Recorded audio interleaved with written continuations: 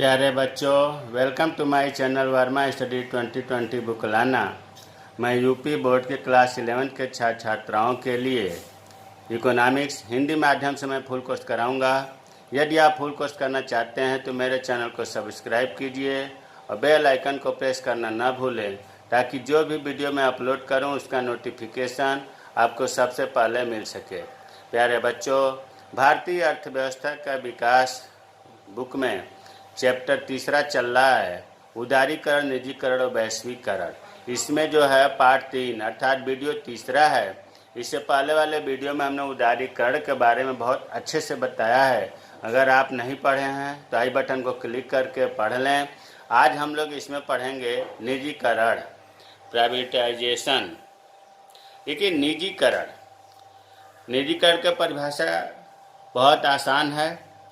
Generally आप ये कहें कि सरकारी कंपनी को निजी हाथों में बेच देना निजीकरण कहलाता है। सरकारी कंपनियां जो है, जो सार्वजनिक क्षेत्र की हैं, उनको निजी हाथों में बेच देना निजीकरण कहलाता है। प्यारे बच्चों, देखिए, कंपनियां 3 तरह की होती हैं: सार्वजनिक कंपनियां, निजी कंपनियां और मिश्रित कंपनियां। सार्वजनिक का मतलब यह है कुछ सरकार की होती हैं, उसमें सरकारी कर्मचारी होते हैं, और यह भी आपको पता है कि जो सार्वजनिक होती हैं उनका मुख्य उद्देश्य जो है समाज कल्याण करना होता है। जबकि निजीकरण में कर्मचारी प्राइवेट होते हैं। निजीकरण का मुख्य उद्देश्य अधिकतम लाभ कमाना होता है। और तीसरा जो मिश्रित कंपनियां होती हैं, इसमें जो है कुछ सरकार की भूमिका होती है, कुछ निजी लोगों की भूमिका होती है। इसीलिए कहा जाता है कि मिश्रित सेक्टर या मिश्रित क्षेत्र। लेकिन यहाँ निजीकरण की बात हो रही है। ये तो निजीकरण का परिभाषा लिखा है कि सार्वजनिक क्षेत्रों में, मतलब सरकारी क्षेत्रों में, पूंजी या प्रबंधन या दोनों, पूंजी और प्रबंधन दोनों में निजी क्षेत्रों की भागीदारी बढ़ाना या उन्हें निजी क्षेत्रों को सौंप देना निजीकरण कहलाता है। भाई, जो सार्वजनिक क्षेत्र हैं, इनकी जो पूंजी हुआ, लगाने की पूंजी बात आई, मैनेजमेंट की, प्रबंधन की बात आ गई। अगर ये निजी क्षेत्रों की भागीदारी बढ़ाते जाएं या निजी क्षेत्रों को बेच दें, सौंप दें, यही निजीकरण कहलाता है। और इससे आसान परिभाषा अभी जो हमने बताया कि सार्वजनिक कंपनी को निजी हाथों में बेच देना ही निजीकरण कहलाता है। अब इसमें 3 बातें आती हैं। अब आपको समझ में आ गया होगा कि निजीकरण क्या है। इसमें 3 बातें आती हैं। पहली बात तो ये कि सार्वजनिक उपक्रमों में सरकार के स्वामित्व और प्रबंधन में कमी करना।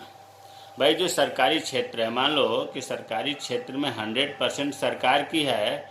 अब सरकार को इसमें घाटा होने लगा या प्रबंध करने में दिक्कत आ रही है, तो उसने निजी क्षेत्रों को मान लो कि 10% दे दिया। तो अब 90% हो गया सार्वजनिक उपक्रम और 10% हो गया निजी क्षेत्र के। फिर कुछ दिन बाद अब ये जो है 20% दे दिया गया प्राइवेट में। तो एक स्थिति ये होती है कि सार्वजनिक उपक्रम में सरकार के स्वामित्व प्रबंधन में कमी करना, अर्थात धीरे धीरे जो स्वामित्व या प्रबंधन है उसमें सरकार कम करती जाती है। फिर कुछ समय बाद निजी क्षेत्र में 30% दे देगी, कुछ दिन बाद 40% दे देगी। दूसरी स्थिति ऐसी भी हो सकती है सरकारी कंपनियों को बेचना, अर्थात तो पूरी कंपनी को ही बेच देना। इसमें सार्वजनिक का नामो निशान खत्म हो जाएगा। तीसरा ये भी होता है कि सरकार इक्विटी के माध्यम से हिस्सेदारी कम करती है। इक्विटी का मतलब होता है अंश, शेयर, हिस्सा। सरकार क्या काम करती है कि छोटे छोटे जो उसके उद्योग में जो पूंजी लगा हुआ है, उसके छोटे छोटे अंश बना करके और लोगों को बेच देती है। ध्यान ये रखना है कि बेच देती है और पैसे ले लेती है। तो जब इक्विटी के माध्यम से अंश बेचा जाता है, इसको हम विनिवेश कहते हैं। प्यारे बच्चों, विनिवेश और निवेश अलग अलग चीज़ है। अब इसको देखो, हमने बॉक्स में समझाने का प्रयास किया। पहले तो इक्विटी किसे कहते हैं? कोई भी कंपनी छोटे छोटे टुकड़ों में शेयर बांटती है या अंश बांटती है तो इसे इक्विटी शेयर कहते हैं। विनिवेश और निवेश में अंतर समझ लीजिए। विनिवेश की अंग्रेजी होती है डिसइन्वेस्टमेंट और निवेश की होती है इन्वेस्टमेंट। देखिए, विनिवेश में अभी बताया गया है कि विनिवेश के अंतर्गत सरकार जो है सार्वजनिक क्षेत्र के उद्यमों के कुछ शेयर निजी लोगों को बेच देती है और उनसे पैसा ले लेती है। छोटे छोटे अंश को उसका कीमत रख देगी और निजी लोगों को बेच लेगी और उससे पैसा ले लेगी। इसे हम कहते हैं विनिवेश। यहाँ ये भी ध्यान देना है कि विनिवेश में निजी लोगों को बेच करके पैसा ले लेती है सरकार। और निवेश किसे कहते हैं? उद्योगों में जो पैसा लगाता है उसे निवेश कहते हैं। अभी भी निवेश में आपको बताया गया है कि जो निवेश करता है वो खरीदते हैं इक्विटी के या अंश को, तो कंपनी की तरफ से तो विनिवेश हो गया क्योंकि वो बेच करके पैसे ले रहे हैं। लेकिन जो खरीदा उसे हम निवेश कहेंगे क्योंकि उसने उद्योग में पैसा लगाया, तो निवेश हुआ। तो निवेश का मतलब उद्योगों में जो पैसा लगाता है निवेश कहते हैं, और विनिवेश का मतलब हुआ कि सार्वजनिक क्षेत्र के जो उद्यमों के शेयर हैं निजी लोगों को बेच दिया जाता है। तो हमें उम्मीद है कि विनिवेश और निवेश में अंतर समझ में आ गया होगा।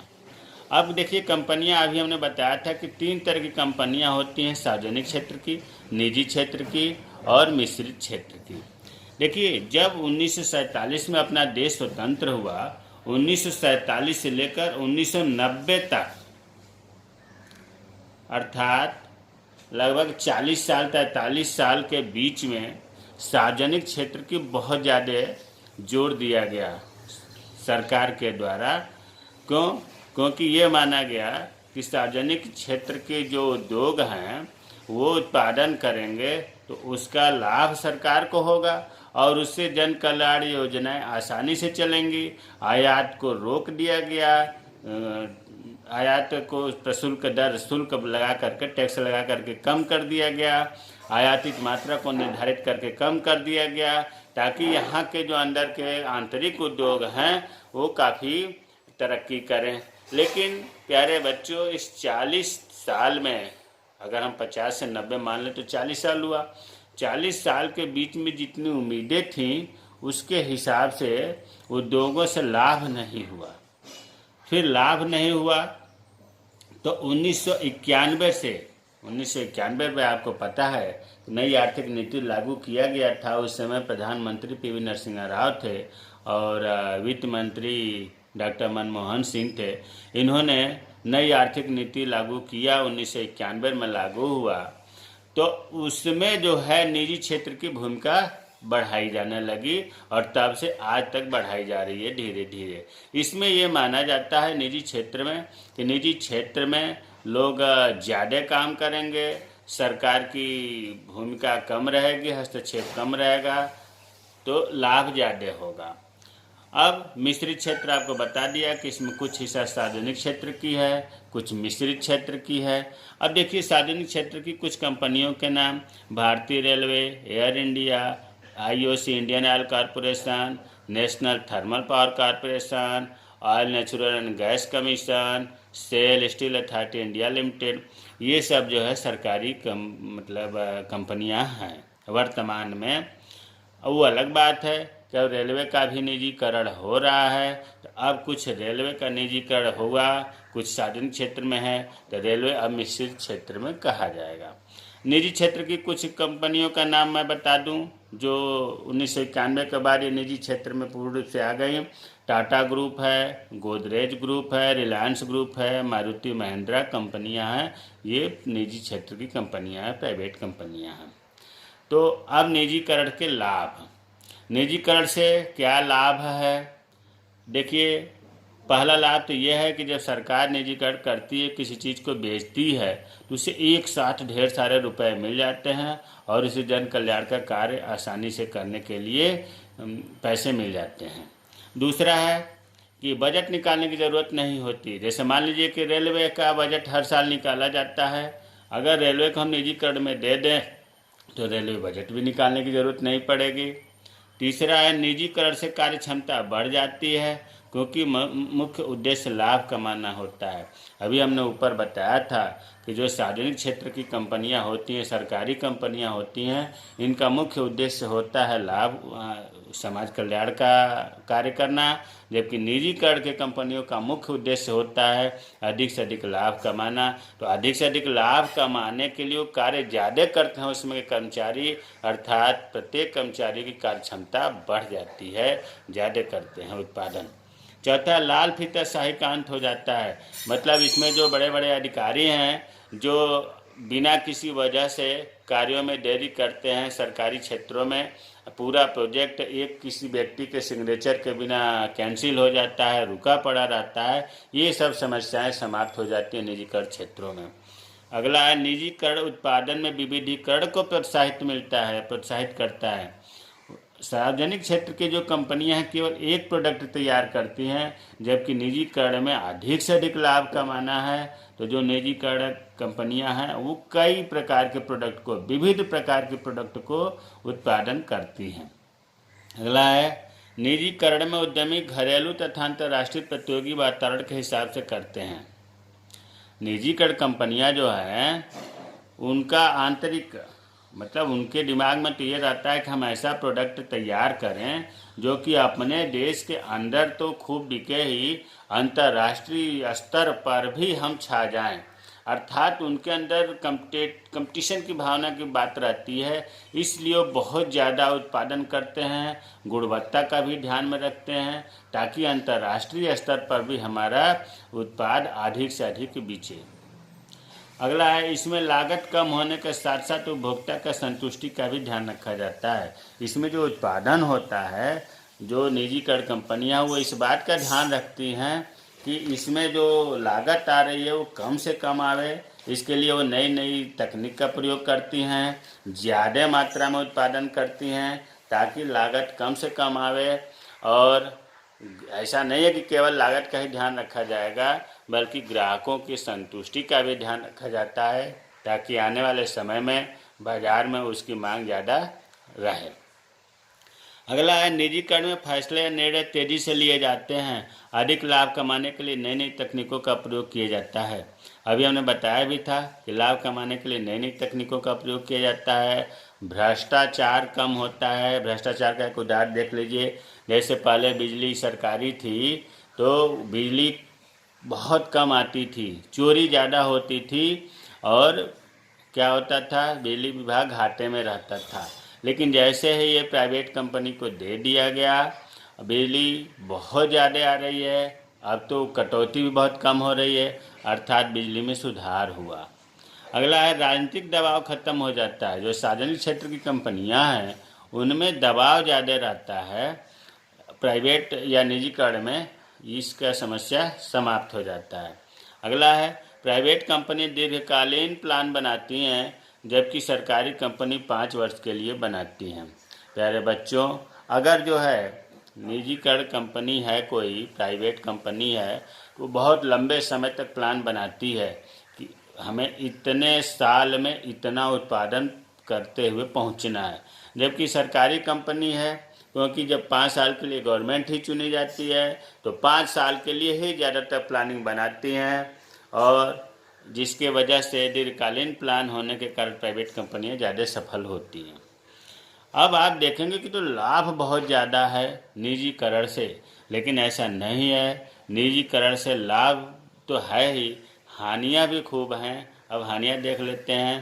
पहली हानियां तो यह है कि कंपनी का एक अधिकार हो जाता है।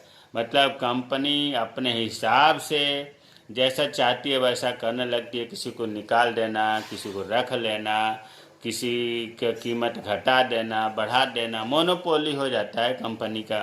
दूसरा है, सरकारी कंपनियां जो है अपने नियमों का ध्यान रखती हैं। अर्थात कोई उद्योग खोला जाता है तो इसमें एफिडेविट लगता है या नियम है कि पर्यावरण प्रदूषण का नहीं होने देंगे, स्वास्थ्य का ध्यान रखेंगे। तो सरकारी कंपनियां इन सब बातों का ध्यान रखती हैं, लेकिन निजी कंपनियां जो हैं वो तो केवल लाभ कमाना उद्देश्य होता है, पर्यावरण का, स्वास्थ्य का वो ध्यान नहीं रखती हैं। तीसरा है, सार्वजनिक उपक्रमों का उद्देश्य समाज का कल्याण करना होता है, जबकि निजीकरण का उद्देश्य लाभ कमाना होता है। लाभ कमाने के चक्कर में जो प्राकृतिक संसाधन हैं उनका बहुत ही दोहन हो रहा है। जो चीज़ 10 साल चलना था वो चीज़ 5 साल में ही समाप्त हो जाएगा, क्योंकि निजीकरण कंपनियां रात दिन उसका उपयोग कर रही हैं। चौथा, स्वास्थ्य सेवाएं बहुत महंगी हो जाएंगी। आप देखो अगल बगल सरकारी हॉस्पिटलों में भीड़ लगी रहती है। क्यों लगी रहती है? क्योंकि वहाँ पर ट्रीटमेंट सस्ता है, और प्राइवेट जो हॉस्पिटल हैं वहाँ बहुत ज़्यादा ट्रीटमेंट महंगा है। तो जब सब कुछ प्राइवेट हो जाएगा तो क्या होगा? ट्रीटमेंट बहुत महंगी हो जाएगी।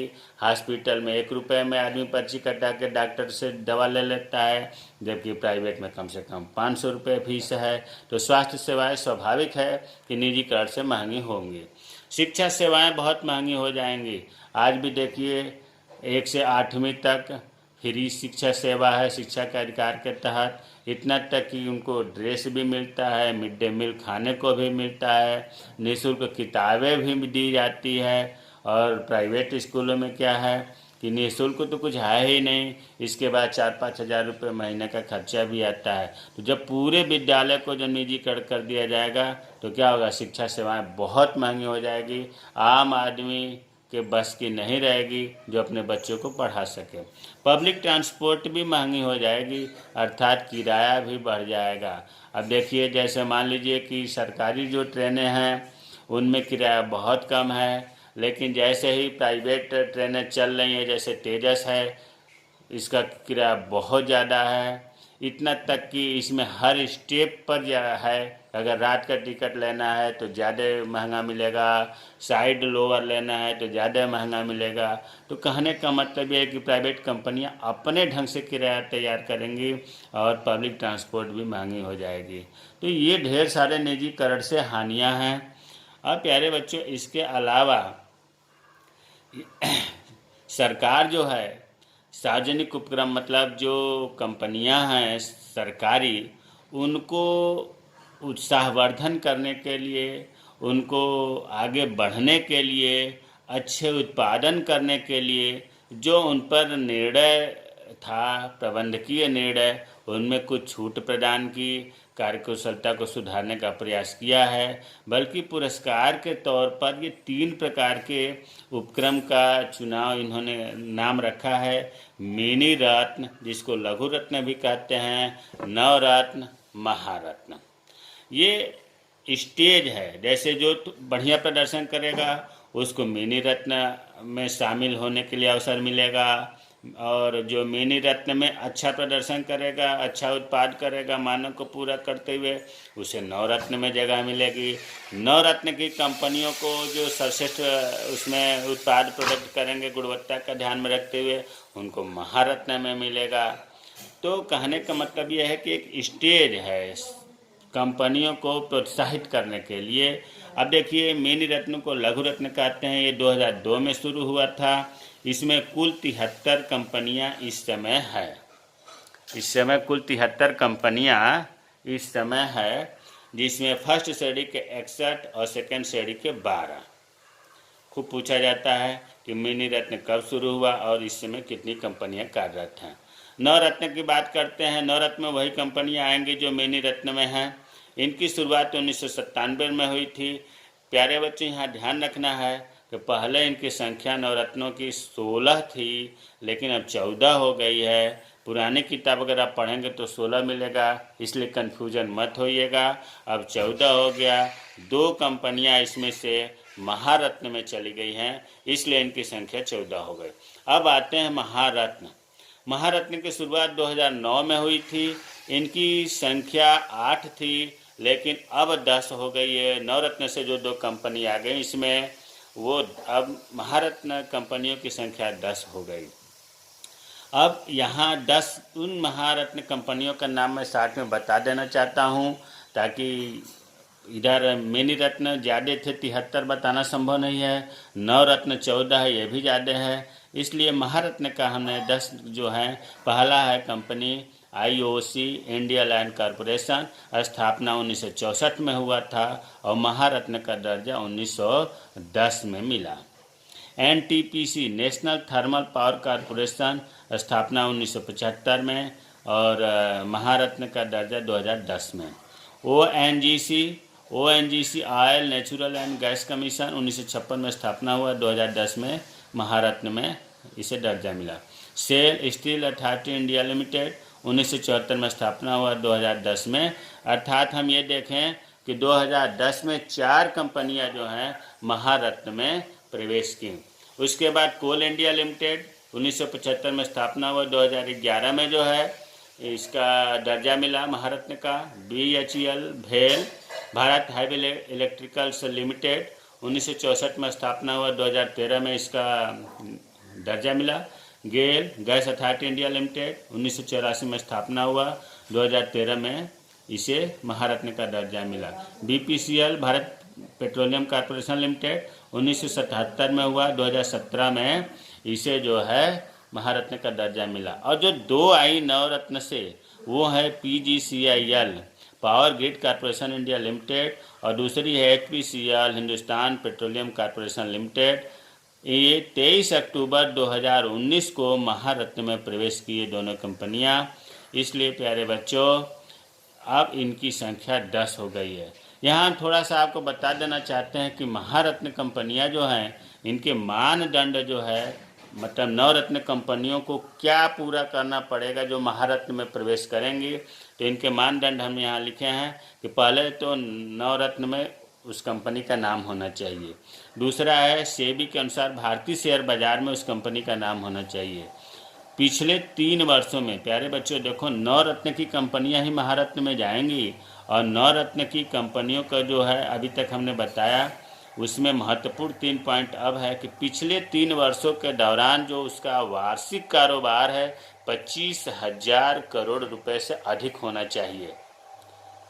और अगला है माना कि पिछले 3 वर्षों के दौरान जो वार्षिक शुद्ध संपत्ति है ये 15,000 करोड़ रुपए से अधिक होना चाहिए। और पिछले 3 वर्षों के दौरान जो औसत वार्षिक शुद्ध लाभ जो है वो 5,000 करोड़ रुपए से अधिक होना चाहिए और टैक्स देने के बाद इतना होना चाहिए। मतलब 3 साल का रिकॉर्ड देखा जाए तो 3 साल में उसका वार्षिक कारोबार 25,000 करोड़ और शुद्ध संपत्ति होना चाहिए 15,000 करोड़ और 3 साल में उसका लाभ कम से कम 5,000 करोड़ रुपए का होना चाहिए। तब जा कर के महारत्न कंपनियों में उसको उपाधि मिलेगी। प्यारे बच्चों हमें उम्मीद है कि निजीकरण बहुत अच्छे से समझ में आया होगा। अगर कोई चीज़ नहीं समझ में आया है तो कमेंट बॉक्स में कमेंट करें, मैं रिप्लाई करूँगा। जय हिंद, जय भारत।